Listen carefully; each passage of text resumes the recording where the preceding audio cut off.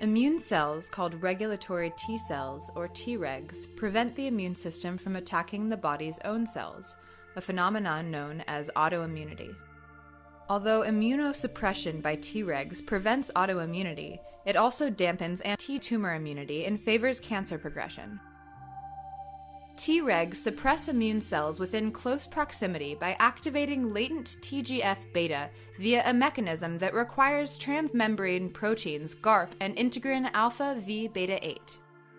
Indeed, TGF-beta dimers in an inactive state form bonds with GARP. They comprise a mature part, or mature TGF-beta, which is non-covalently associated to another part called LAP, which maintains mature TGF-beta inactive. Finally, tensile force transmitted by integrin alpha V beta 8 to LAP leads to the release and activation of mature TGF-beta. In this study, using X-ray crystallography, we first attempted to resolve the three-dimensional structure of the assembly made of GARP and TGF-beta.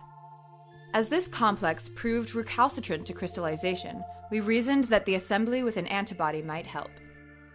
We used a fragment of antibody MHG8 because we previously showed that it blocks TGF-beta activation and immunosuppression by Tregs, and could thus serve for cancer immunotherapy.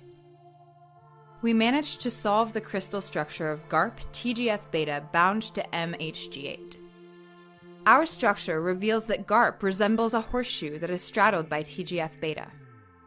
GARP exploits an unusual medley of interactions, including the fold complementation by the N-terminus of TGF-beta to chaperone and orient the cytokine for activation by alpha V beta 8.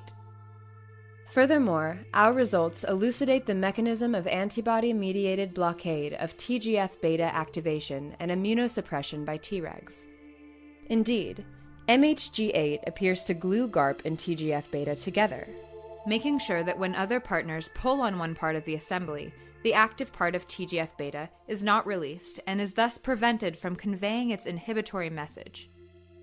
Together, these structural and mechanistic insights illustrate the feasibility of blocking TGF-beta activity emanating from a precise, restricted cellular source, such as the surface of Tregs.